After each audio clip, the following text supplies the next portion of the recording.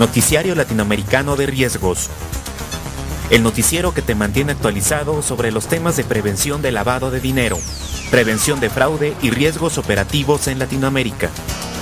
En este noticiero encontrará análisis, opinión, estudio de casos y soluciones reales a los problemas que se enfrentan en el día a día los gerentes de riesgos de los intermediarios financieros latinoamericanos. Nuestra realidad desde el punto de vista del control de riesgos operativos. Síguenos en Facebook, en Twitter y en nuestra página de internet www.migueltenorio.com.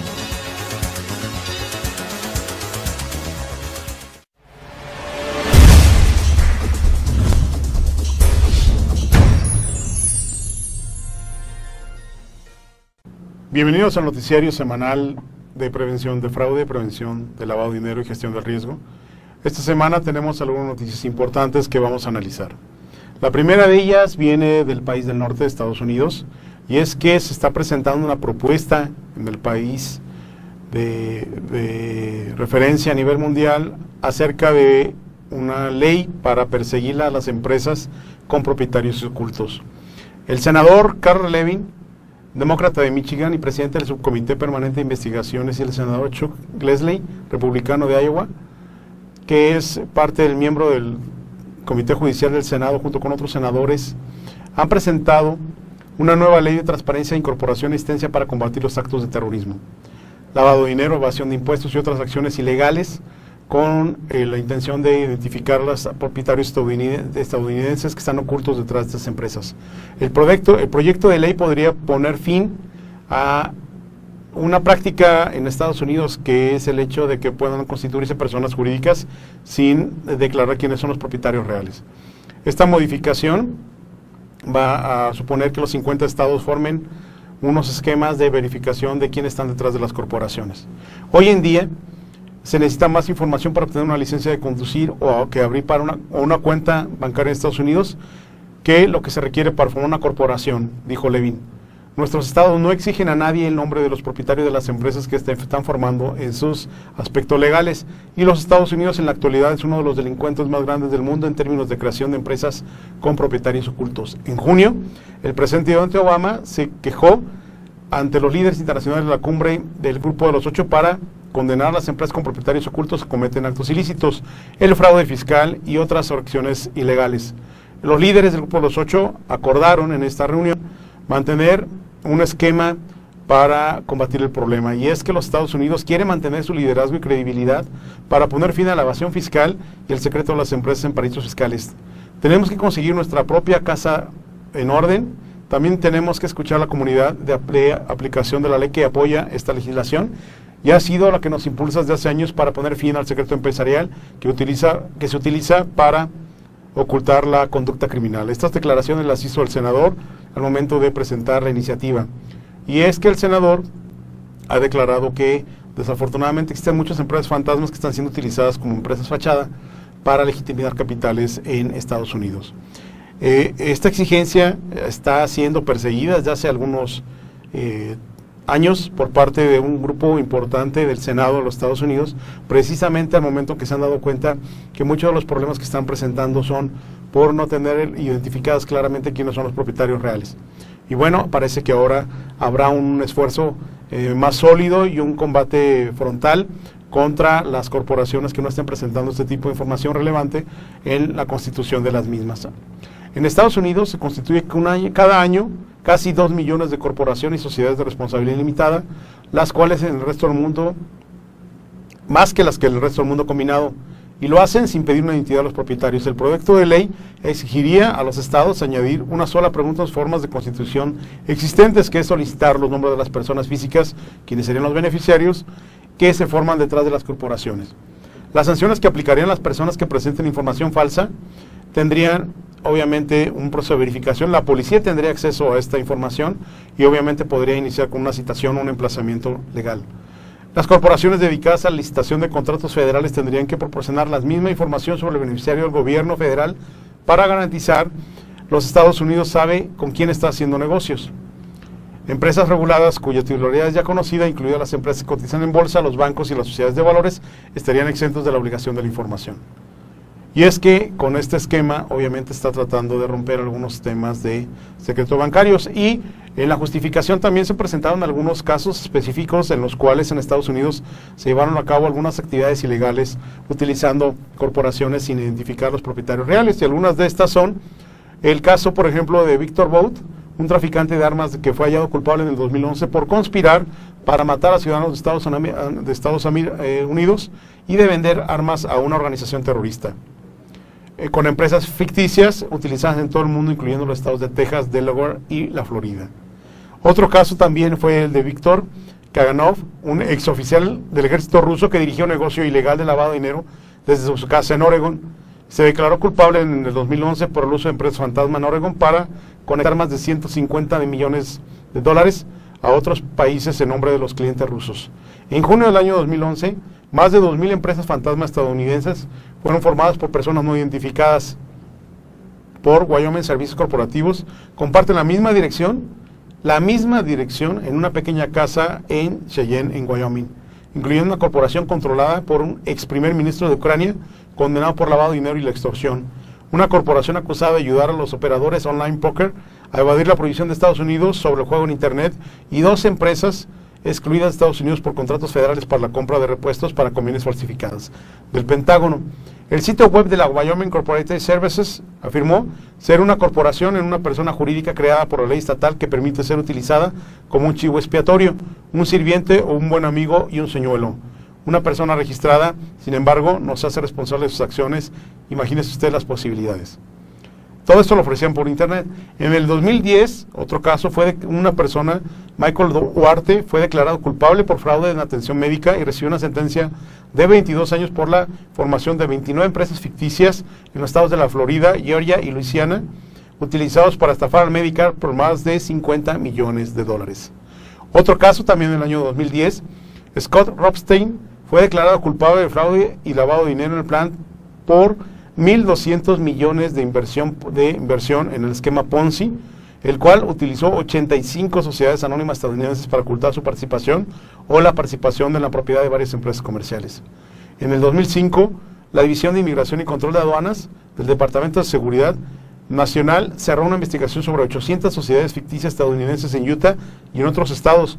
Todas estaban asociadas con un grupo de empresas en Panamá relacionadas con el fraude fiscal y otras acciones ilegales debido a la incapacidad de la División de Inmigración y Control de Aduanas para identificar a la persona física que era el dueño de alguna de las sociedades ficticias. Estos son ejemplos solamente de algunos de los casos que originaron el gobierno de Estados Unidos a llevar ese esfuerzo para dictaminar y conocer perfectamente bien quiénes son los propietarios que están atrás de las corporaciones y sobre todo identificar quiénes son los beneficiarios de las operaciones financieras que se realizan en el tema. Interesante, ¿no? Como oficial de cumplimiento tenemos que tener mucho cuidado en hacer negocios con alguien que no tenemos claramente identificado quiénes son sus propietarios. No importa en qué país. Quizás la mayoría de nosotros como oficiales hubiéramos pensado que Estados Unidos tenía un control eficaz sobre quienes están detrás de las corporaciones. Bueno, en esta noticia nos damos cuenta que hay algunos temas que todavía hay que mejorar y obviamente nosotros no podemos descansar en el supuesto de que los países están haciendo un trabajo de conocimiento de los propietarios reales. Redoblemos el esfuerzo y busquemos tener conocimiento de quiénes están detrás de las corporaciones con las cuales estamos haciendo negocio. Interesante, ¿no? Continuamos.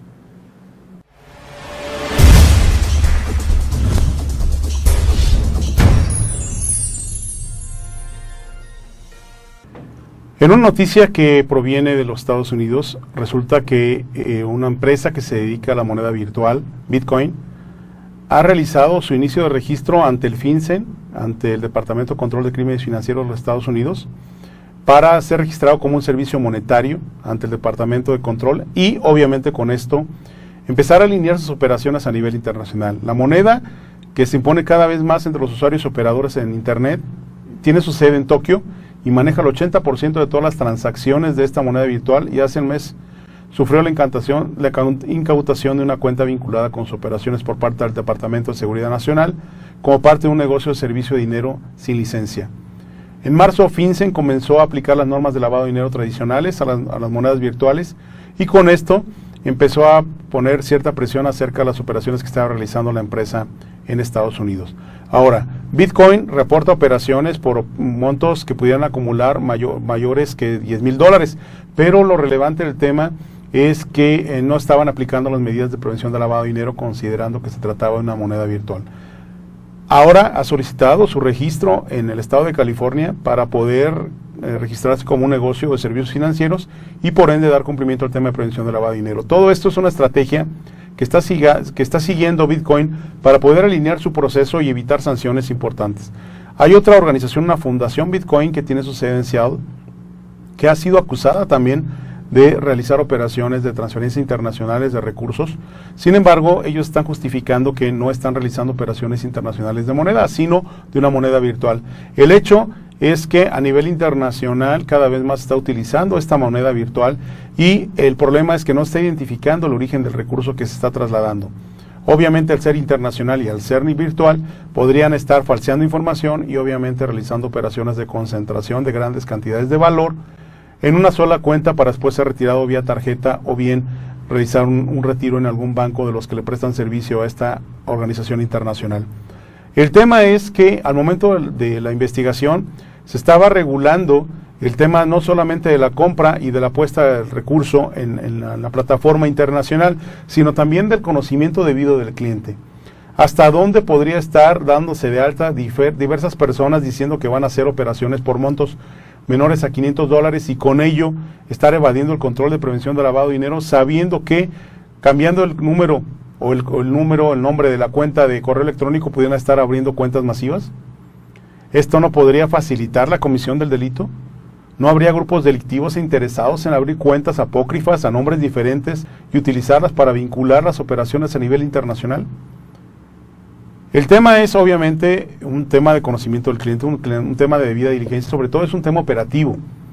Y esas organizaciones que están realizando grandes operaciones y que esta en especial, que tenía su sede en Tokio, haya iniciado su proceso de registro ante el FinCEN, pues no deja más que claro la preocupación que tienen de dar cumplimiento ante el antecedente que se dio de la incautación de recursos que se está realizando en Costa Rica. Recuerden, en Costa Rica una empresa ya fue cerrada y acusado sus propietarios acerca del proceso de lavado de dinero.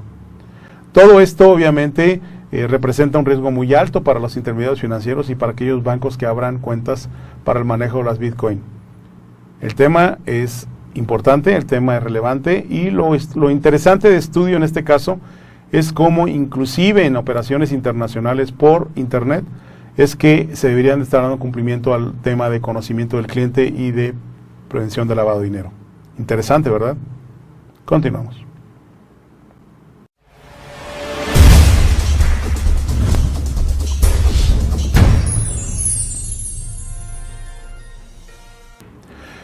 En otra noticia relevante, esta proviene de Costa Rica.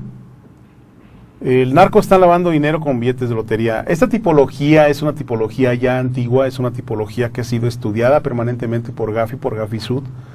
El tema es que se están dando casos ya específicos y que han sido publicados en el propio país centroamericano.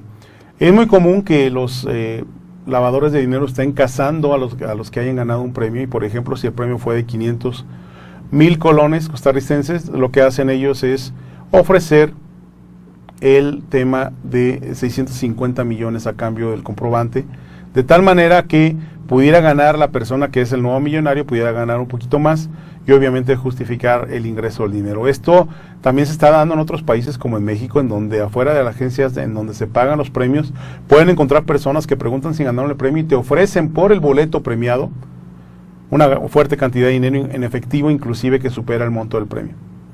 Esto no es raro, es algo que ha venido sucediendo, inclusive en algunos países.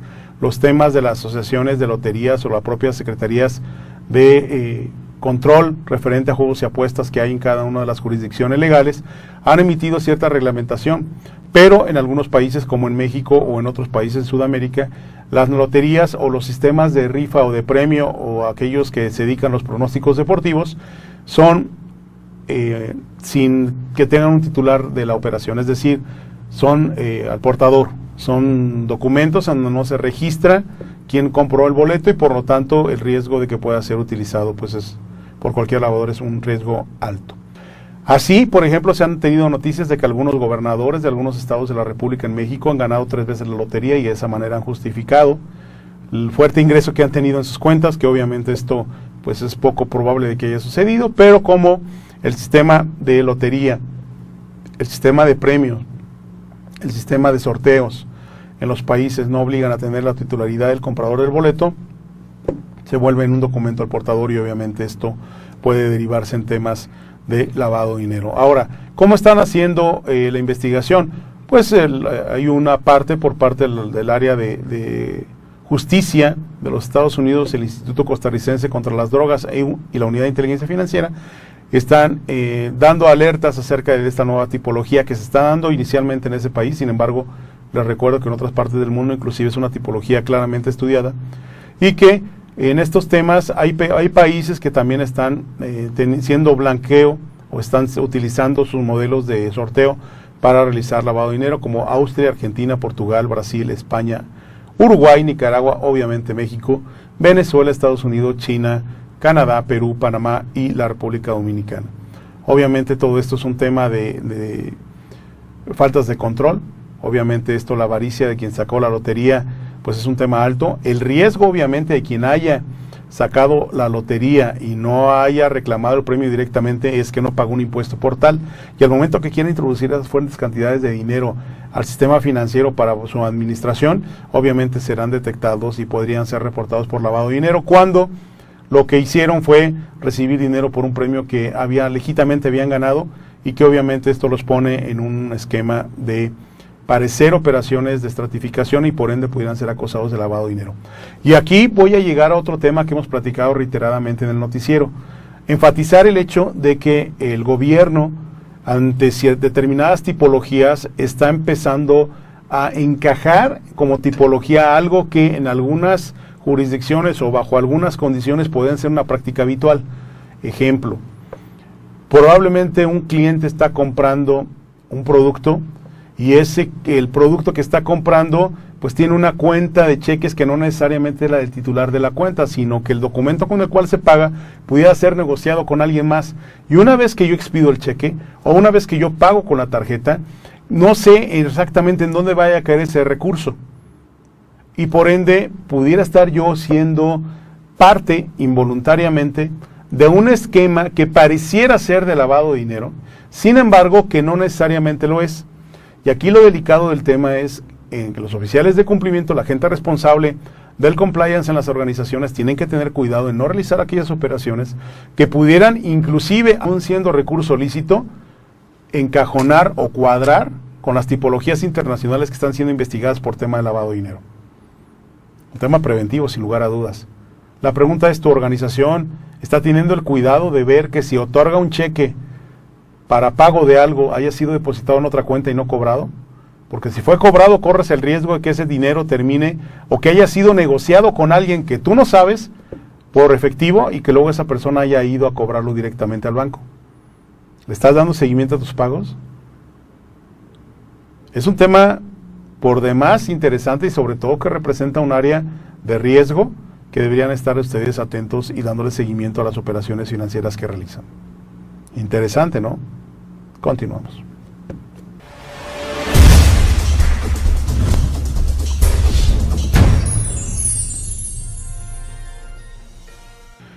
En otra noticia que hemos estado platicando recurrentemente es el tema del oro. Y es que en Colombia se ha detectado por parte de la Contraloría General de la República un presunto lavado de activos por más de 13,000 millones de dólares que se había realizado para realizar operaciones irregulares de regalías a 12 presuntas comercializadoras mineras en el municipio de Alto Baudó, departamento del Chocó.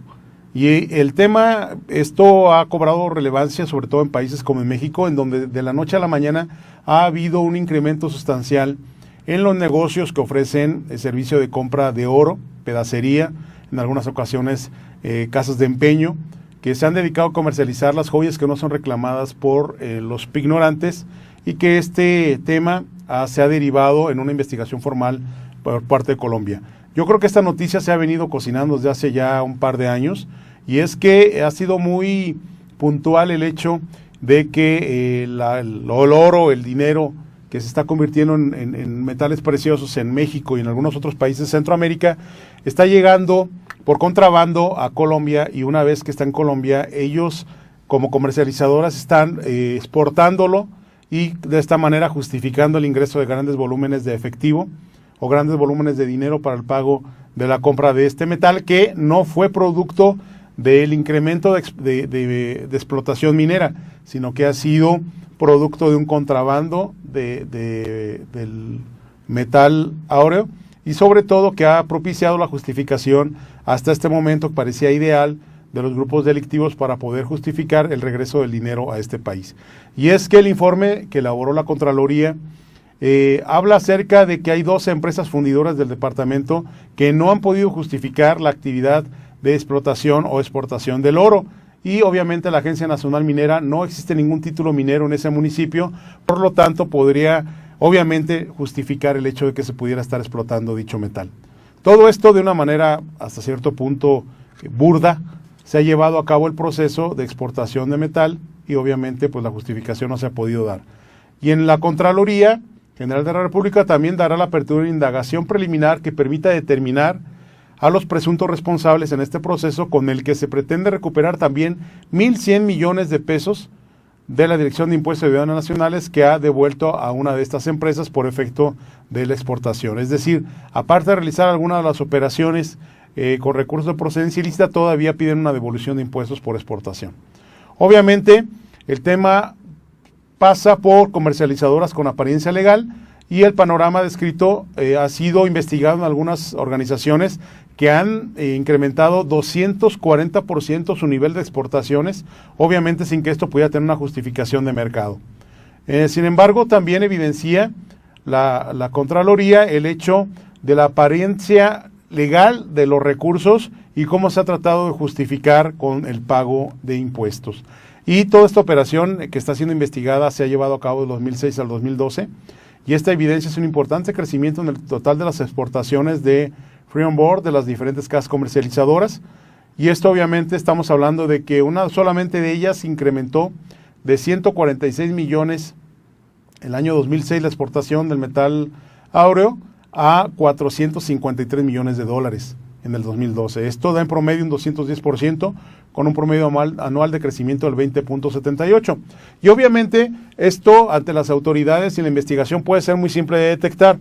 ¿Cómo es posible que en un municipio o en una localidad que no tiene asignada ningún título de explotación minera de oro, pues esté recibiendo regalías internacionales por la explotación del mismo y comercialización en otros países? Obviamente estos países llegan inclusive a hacer algunas transferencias internacionales, no solamente de países como México, sino también países como Estados Unidos y otros países de Centroamérica.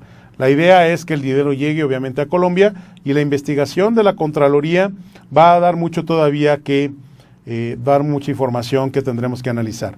Ahora, como oficiales de cumplimiento, ¿qué es lo que esta noticia nos va a dar de información? Bueno, obviamente está hablando de una tipología, está hablando de algo que a nivel internacional a todos los oficiales de cumplimiento nos han pedido en los diversos congresos y foros de discusión a nivel internacional, el hecho que pongamos especial atención a este tipo de sociedades.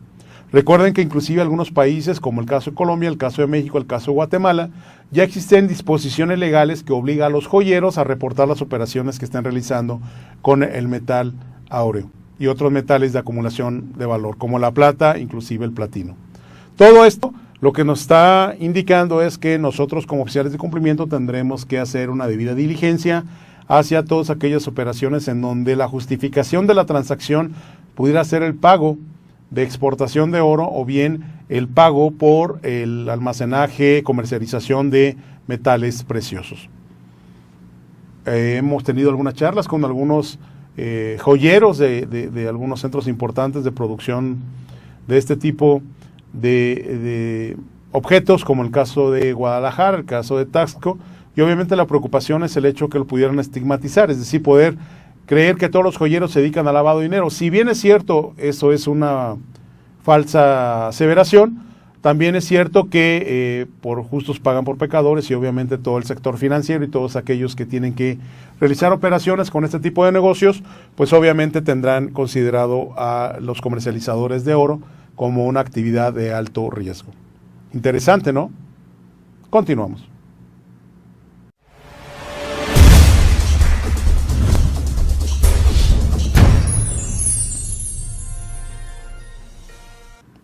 En otra noticia también relacionada con el seguimiento a las noticias de la moneda virtual, resulta que se está estableciendo un grupo que se ha denominado el Comité para el Establecimiento de Activos de Transferencia Digital, o la autoridad que establecerá estos estándares técnicos que se dedican a prevenir el lavado de dinero y financiamiento del terrorismo. Obviamente esto se están realizando por reguladores estatales y federales que están intentando monitorear las operaciones con monedas virtuales para actividades ilegales, la Bitcoin, y es lo más popular entre las monedas que no están respaldadas por los bancos centrales.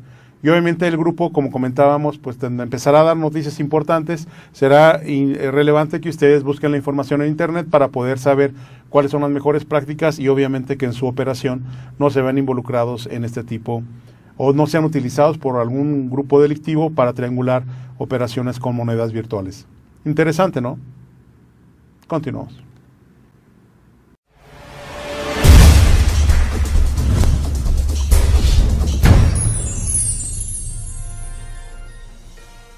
Agradecemos su atención, nos esperamos la próxima semana en otro noticiero de gestión del riesgo, prevención del lavado de dinero y prevención del fraude. Hasta pronto.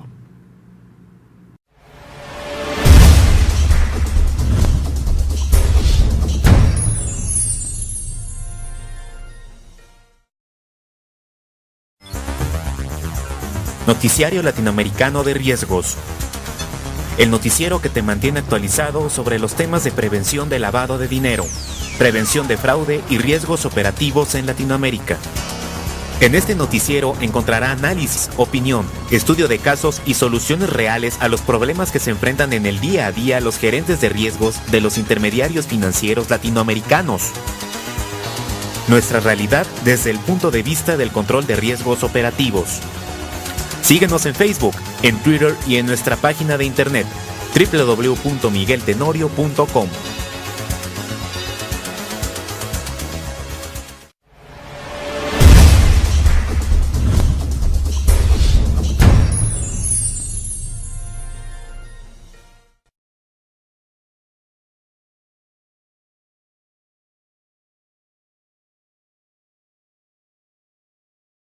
Con la intención de identificar a los propietarios estadounidenses que están ocultos detrás de estas empresas.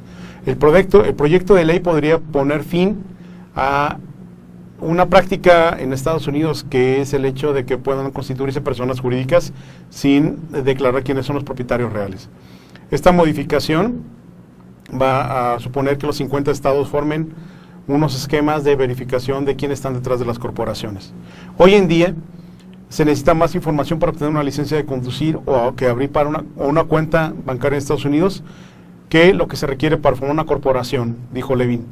Nuestros estados no exigen a nadie el nombre de los propietarios de las empresas que están formando en sus aspectos legales, y los Estados Unidos en la actualidad es uno de los delincuentes más grandes del mundo en términos de creación de empresas con propietarios ocultos. En junio, el presidente Obama se quejó ante los líderes internacionales de la cumbre, siendo perseguidas ya hace algunos años por parte de un grupo importante del Senado de los Estados Unidos, precisamente al momento que se han dado cuenta que muchos de los problemas que están presentando son por no tener identificadas claramente quiénes son los propietarios reales.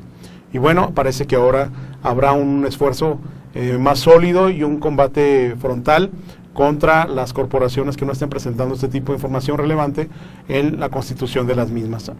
En Estados Unidos se constituye cada año casi 2 millones de corporaciones y sociedades de responsabilidad limitada, las cuales en el resto del mundo, más que las que el resto del mundo combinado, y lo hacen sin pedir una identidad a los propietarios. El proyecto de ley exigiría a los estados añadir una sola pregunta a las formas de constitución existentes, que es solicitar los nombres de las personas físicas, quienes serían los beneficiarios, que se forman detrás de las corporaciones. Las sanciones que aplicarían a las personas que presenten información falsa.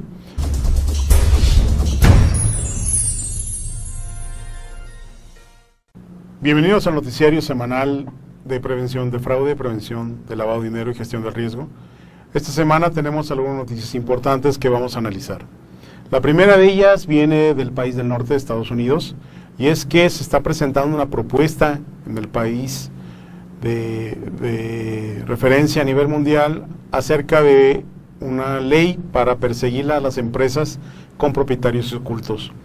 El senador Carl Levin, demócrata de Michigan y presidente del Subcomité Permanente de Investigaciones, y el senador Chuck Grassley, republicano de Iowa, que es parte del miembro del Comité Judicial del Senado, junto con otros senadores, han presentado una nueva ley de transparencia, incorporación y asistencia para combatir los actos de terrorismo, lavado de dinero, evasión de impuestos y otras acciones ilegales del Grupo de los 8 para condenar a las empresas con propietarios ocultos que cometen actos ilícitos, el fraude fiscal y otras acciones ilegales. Los líderes del Grupo de los 8 acordaron en esta reunión mantener un esquema para combatir el problema, y es que los Estados Unidos quieren mantener su liderazgo y credibilidad para poner fin a la evasión fiscal y el secreto de las empresas en paraísos fiscales. Tenemos que conseguir nuestra propia casa en orden. También tenemos que escuchar a la comunidad de aplicación de la ley que apoya esta legislación, y ha sido la que nos impulsa desde hace años para poner fin al secreto empresarial que se utiliza para ocultar la conducta criminal. Estas declaraciones las hizo el senador al momento de presentar la iniciativa. Y es que el senador ha declarado que desafortunadamente existen muchas empresas fantasmas que están siendo utilizadas como empresas fachada para legitimar capitales en Estados Unidos. Esta exigencia está haciendo